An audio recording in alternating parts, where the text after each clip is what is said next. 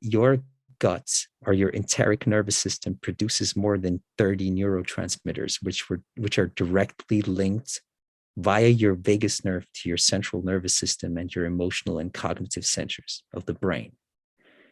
These microbes, and feeding them the right foods, will actually solve all your problems in life. So if you're depressed out there, if anybody's depressed out there, like, I think the best thing we can do is avoid the mainstream media.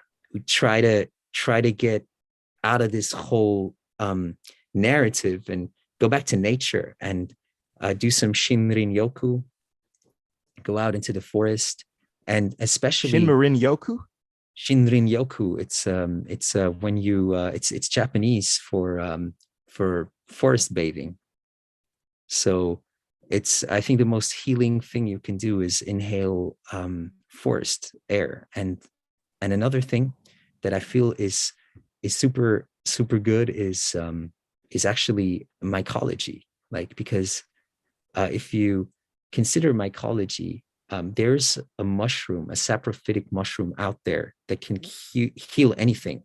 Like, there's always a mushroom out there that heals something, and we have to understand why this is so, why this is the case.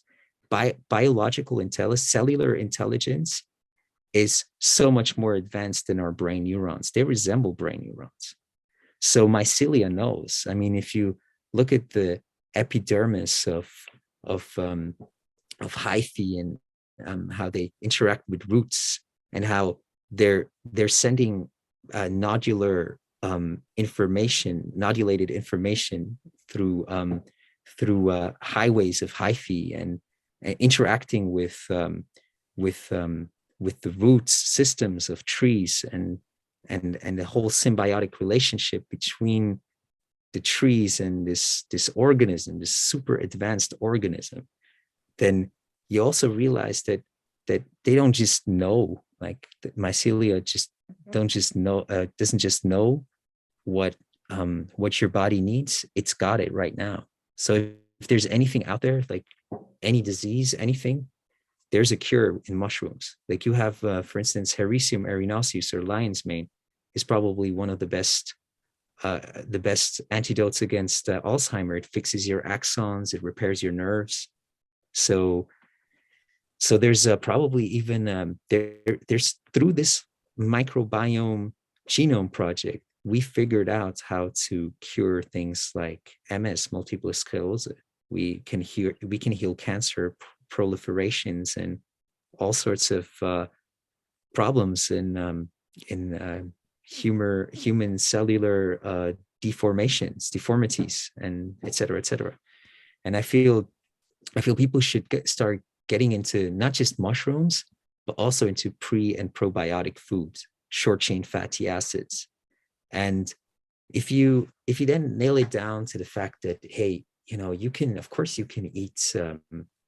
eat acidic stuff, like you can eat meat and drink a lot of coffee, or you can drink a lot of alcohol, but it's just like pouring acid, and you just start you just destroy all your organs, because the problem is just that your body mostly thrives in an alkaline environment. It's not like you can pour a bunch of gas on this planet and not expect all life to die.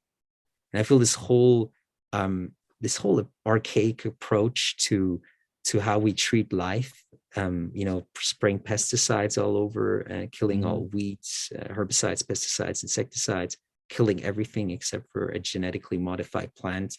That's super irresponsible. Yeah, very, very, it's just very disrespectful towards the beings that are much higher on an evolutionary scale than we are.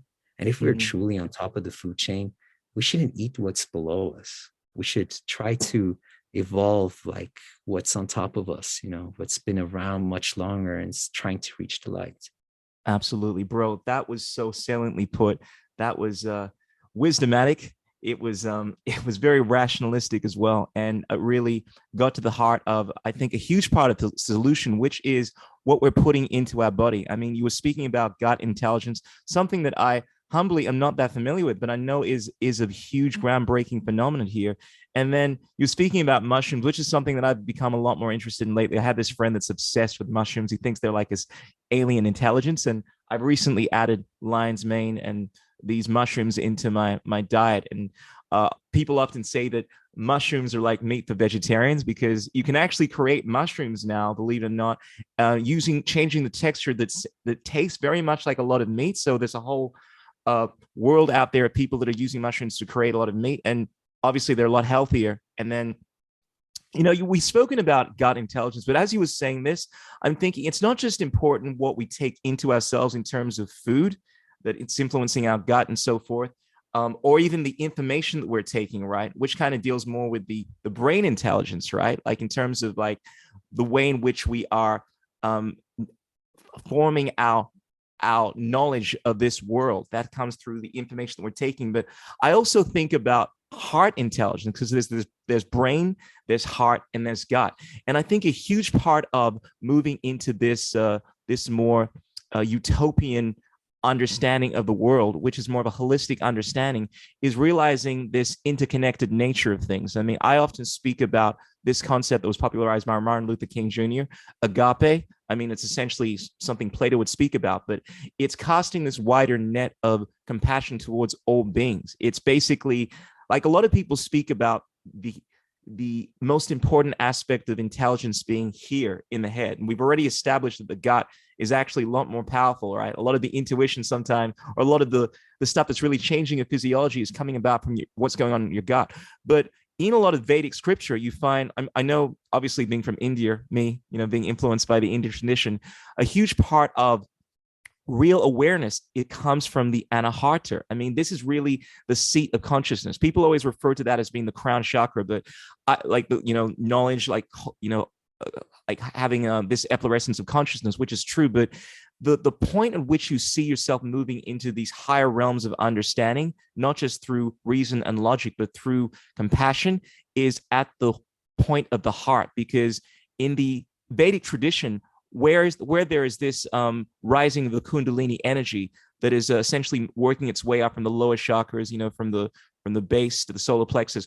Once you bring your energy towards the heart, which is supposed to be the fulcrum point, this is where the idea is that you won't bring about higher consciousness until you've opened the heart, because this is at the heart of intelligence. From this point, you move into the realm of the throat, the third eye, the crown chakra. And I know I'm speaking in more of like a spiritual sense here, but on a rationalistic sense, the idea is that when you open your heart, that's when you understand the interconnected nature of things. That's when you stop wanting to basically abuse this system that has this beautiful symmetry that is going on. You stop rather than wanting to have greed as your underlying principle, you start wanting to work with the plants, the animals of this planet. You start wanting to cooperate. You start having this compassionate worldview, and you start moving in towards higher intelligence. This is why I think the best thinkers, the most brilliant people in history, have always had this element of compassion. You have a look at Leonardo da Vinci,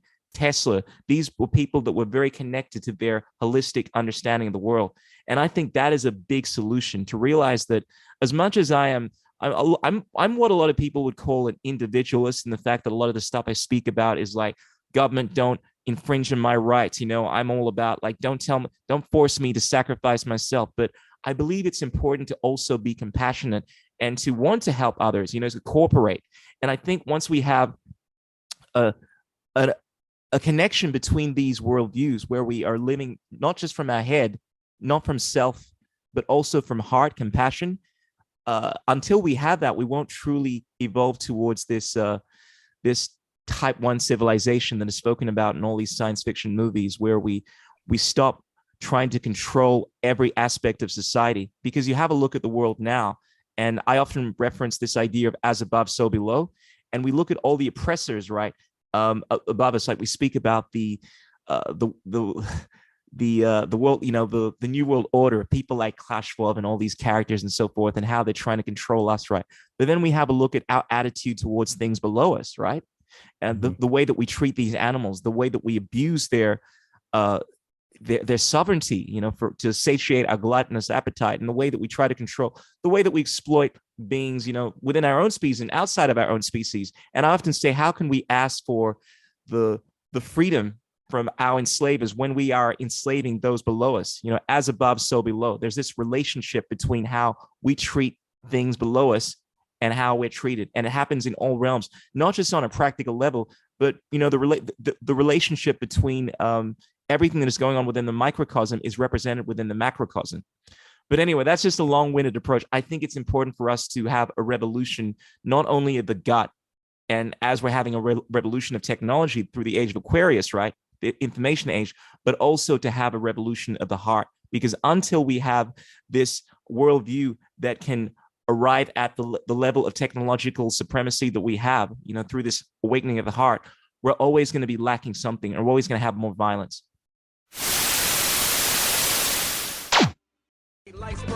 What is liberty? What the? Who says you can't build muscle on a vegan diet? What's it like being a hottie in the vegan community? There are no political solutions, only technological ones. The economics of the system don't allow multiple competing systems to survive. Engineering, technology, these arts of humanity, they are magic.